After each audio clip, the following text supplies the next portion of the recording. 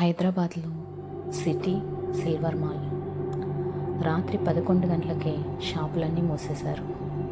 ఆ తర్వాత మాల్ మొత్తం బాధ్యత సెక్యూరిటీ గార్డ్ సతీష్ది. మొదటి రోజు అన్నీ ప్రశాంతంగానే ఉన్నాయి.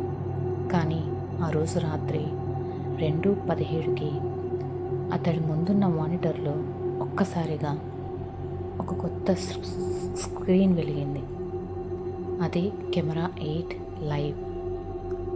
సతీష్ ఆశ్చర్యపోయాడు. మన మాల్లో 8 కెమెరాలు ఎప్పటి నుంచి ఉన్నాయి? స్క్రీన్లో ఒక పొడవాటి కారిడార్ చివర తెల్ల ఫ్రాక్ వేసుకున్న ఒక చిన్న అమ్మాయి. ఆమె చేతిలో ఒక పాత టెడ్డీ బేర్. ముఖం మాత్రం కనిపించడం లేదు. పూర్తిగా జుట్టుతో కప్పబడి ఉంది. సతీష్ వెంటనే ఇంటర్కామ్లో, రాము, కారిడార్ బిలో ఒక చిన్న పాప ఉంది, వెళ్ళి చూడు అన్నాడు. రాము నవ్వుతూ, సార్, అక్కడెవరూ లేరు అన్నాడు. నేను చూస్తున్నాను స్క్రీన్ వైపు. రాము కూడా వచ్చి మానిటర్లో చూసి ఆశ్చర్యపోయాడు. సార్, మన మాల్లో అసలు కెమెరా 8 లేదు కదా అన్నాడు. సతీష్ వెనక్కి తిరిగి కెమెరాల లిస్టు చూశాడు. 1 to 7 మాత్రమే ఉన్నాయి. అందులో కెమెరా 8 అన్న పేరు కూడా లేదు. మరి మానిటర్లో వైపు చూస్తేనేమో ఆ స్క్రీన్ మాయమైంది. సిస్టంలో బగ్ అయి ఉంటుంది అని ఇద్దరు దాని గురించి ఆలోచించడం మానేశారు. మరుసటి రాత్రి మళ్ళీ సమయం 2:17, కెమెరా 8. ఈసారి ఆ చిన్నమ్మాయి కారిడార్లో నెమ్మదిగా నడుస్తుంది. ఆమె కాళ్ళు తడిగా ఉన్నాయి. ఆమె నడిచిన చోట నీటిలో నడిచినట్టు పాదాల ముద్రలు పడ్డాయి. సతీష్ వెంటనే ఆ కారిడార్కి వెళ్ళాడు. అక్కడ ఎవ్వరూ లేరు. కానీ నేల మీద తడి అడుగుల ముద్రలు మాత్రం ఉన్నాయి. అవి గోడ దగ్గరకు వెళ్ళి అక్కడే ఆగిపోయాయి. గోడ అవతల చూస్తేనేమో ఏమీ లేదు. ఆ రాత్రి సతీష్కి నిద్ర పట్టలేదు. 3వ రోజు రాత్రి 2:17, కెమెరా 8 మళ్ళీ వెలిగింది. ఈసారి ఒక పెద్ద పూల కుండ కింద పడిపోయింది. ధన్ అనే శబ్దం చేసింది. సతీష్ వెంటనే లేచాడు. కానీ ఆ మాల్లో ఏమీ జరగలేదు. ఓకే, వీడియో పాతదేమో అనుకున్నాడు. అచ్చం 8 నిమిషాల తర్వాత ధన్ అని అదే పెద్ద శబ్దం. అతను పరిగెత్తుకుంటూ వెళ్ళాడు. అదే పూలకుండ, అదే చోటు పగిలిపోయింది. సతీష్ గుండె ఒక్కసారిగా బలంగా కొట్టుకుంది. 4వ రోజు సమయం 2:17, కెమెరా 8. ఈసారి మాల్లో ఫుడ్ కోర్ట్. ఒక కుర్చీ తనంతట తానే వెనక్కి జరిగింది. మళ్ళీ 8 నిమిషాల తర్వాత ఆ కుర్చీ అదే విధంగా కదిలింది. ఇప్పుడు సతీష్కి ఒక విషయం అర్థమైంది.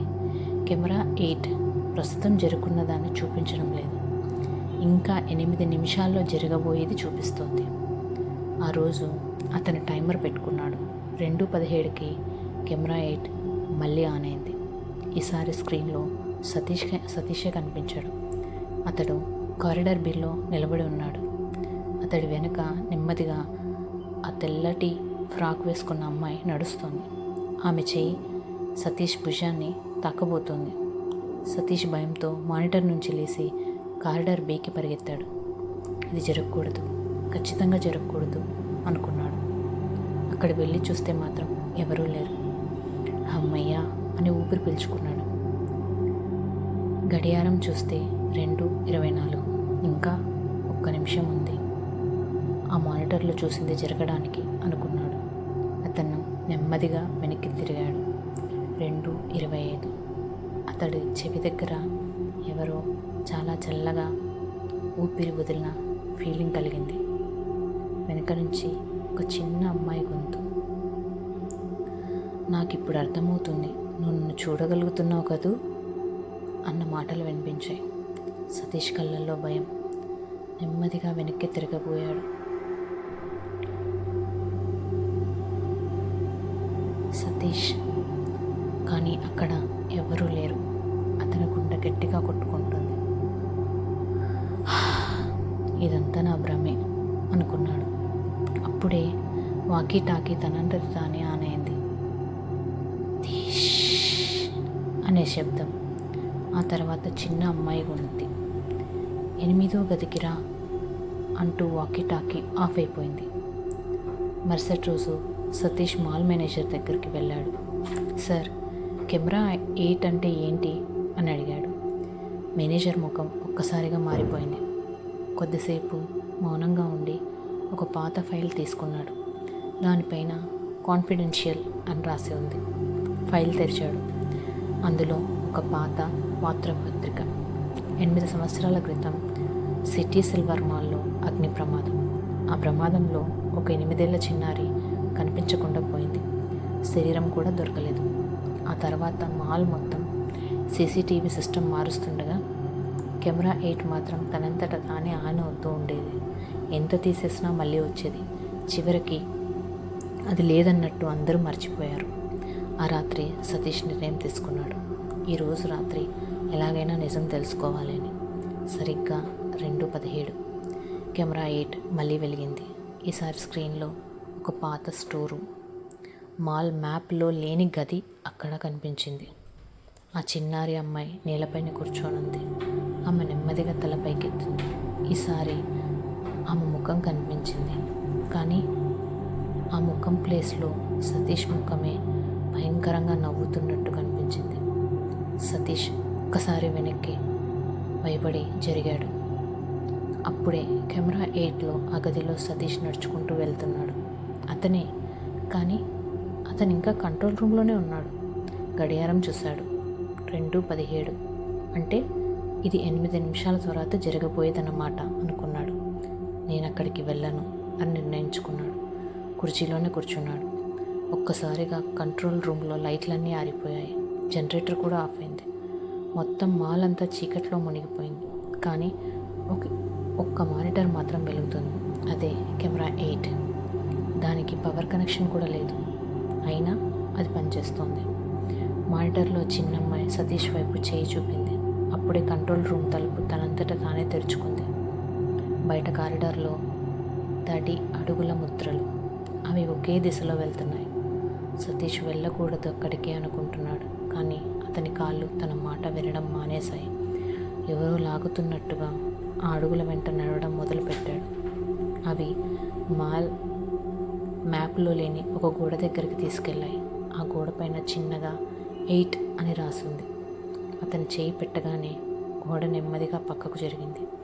లోపల ఒక రహస్య గది, దుమ్ము, సాలిగుళ్ళు, మధ్యలో ఒక పాత సీసీటీవీ కెమెరా. దానిపైన కెమెరా 8 అని రాసింది. దాని పక్కనే 7 పాత ఐడి కార్డులు. అందులో ఈ మాల్లో పనిచేసిన సెక్యూరిటీ గార్డులవి. చివరి ఐడి అతని చేతిలో ఉండగా ఐడి సరిగ్గా అదే, కానీ అది ఇప్పటికే అక్కడ ఉంది. వెనక నుంచి ఒక చిన్న అమ్మాయి గొంతు, ఇప్పుడు నువ్వు 8వ వాడివి అని. సతీష్ వెనక్కి తిరిగాడు. ఆమె మొదటిసారి నవ్వింది. ఆ నవ్వు గది గోడలన్నీ టీవీ స్క్రీన్ లాగా మారిపోయాయి. వందలాది స్క్రీన్లు. ఒక సెక్యూరిటీ గార్డ్ వాళ్ళు బయటికి రావడానికి అరుస్తున్నారు, కానీ శబ్దం మాత్రం వినిపించలేదు. చివరి స్క్రీన్ ఖాళీగా ఉంది. దాని కింద కెమెరా 8 లైవ్. అప్పుడే ఆ స్క్రీన్లో సతీష్ కనిపించడం మొదలైంది. అతని భయంతో లేదు లేదు లేదు అని అరుస్తున్నాడు. కానీ నిజమైన సతీష్ నెమ్మదిగా పిక్సెల్స్ లాగా మారిపోతున్నాడు. స్క్రీన్లోకి లాగేయబడుతున్నాడు. కొన్ని సెకండ్లలో ఆ గదిలో అతని యూనిఫామ్, వాకీటాకీ, ఐడి కార్డు మాత్రమే మిగిలాయి. మరుసటి ఉదయం పోలీసులు వచ్చారు. సతీష్ కనిపించడం లేదు. వాళ్ళు సీసీటీవీ బ్యాకప్ చూశారు. అన్నీ మామూలుగానే ఉన్నాయి. కానీ చివరిగా ఒక ఫ్రేమ్ మాత్రం క్యామ్ 8 లైవ్. ఆ చిన్న పాప టెడ్డీ బేర్ పట్టుకొని నిలబడి ఉంది. ఆమె పక్కన సతీష్ కూడా ఉన్నాడు. ముఖంలో ఎలాంటి భావం లేదు. అతని కెమెరా వైపు చూసి విచిత్రంగా నవ్వుతున్నాడు. ఆ నవ్వు చూసేసరికి పోలీస్ ఆఫీసర్కి చాలా భయం వేసింది. స్క్రీన్ ఒక్కసారిగా పూర్తిగా బ్లాంక్ అయిపోయింది.